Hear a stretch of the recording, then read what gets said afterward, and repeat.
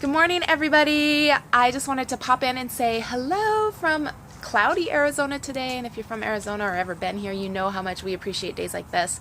I wanted to talk to you a little bit about artificial sweeteners today because I'm getting a lot of questions about what's good, what's bad. Well, aka artificial sweeteners are bad. They're artificial. That means they are not found in nature and our bodies don't know how to digest them. Our bodies don't know how to either pass them through, they hold on to them. There's a couple things that could happen, but they're artificial, which means they are chemically altered or chemically made, and our bodies do not want chemicals in their body. So, a couple of them that are really big ones that I highly recommend staying away. I recommend staying away from all artificial sweeteners. But two, the big ones that I really need to tell people about are aspartame and sucralose. So aspartame is in a lot of things like soda, and it's actually banned almost worldwide. The US is way behind the times on banning this. It is extremely, extremely hazardous to your health, and the studies support that.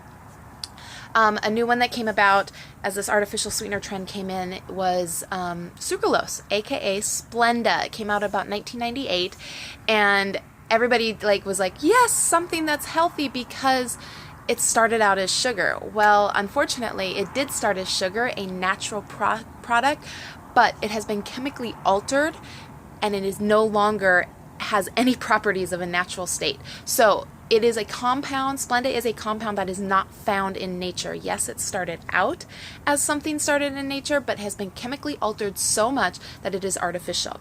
And artificial means bad for your body. It's chemical. It's a chemical. You don't want to put that.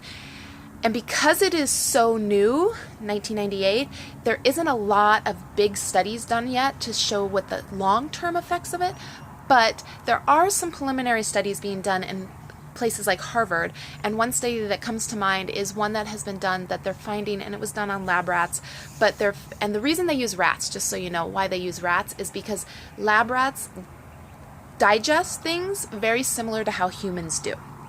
So this study basically found that our bodies don't know how to process artificial sweeteners, and many times they don't pass it. Our body doesn't know what to do with it, so they store it, and they have to store it somewhere. And they're finding that they store in their brains and they end up being tumors. And that's why there's a higher incidence of brain tumors appearing in the US, is because our body doesn't know how to deal with artificial sweeteners. And sucralose, aka Splenda, and this aspartame I'm talking about are two highly, highly hazardous ones that they're finding could be causing some of these brain tumors.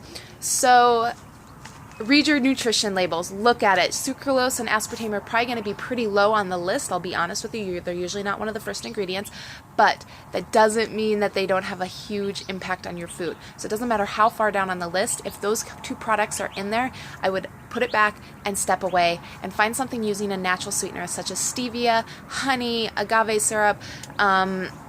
I'd even just say shoot for sugar over those artificial sweeteners, honestly.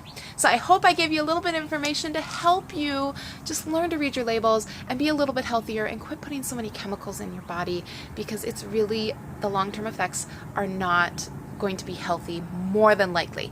And so I would just, for me, I have actually stepped away from all artificial sweeteners in our house for many, many years. This was before I started clean eating. I did step away from artificial sweeteners because I knew that they were unhealthy. So we haven't used any of those things for quite some time. I hope you have a great day. Bye.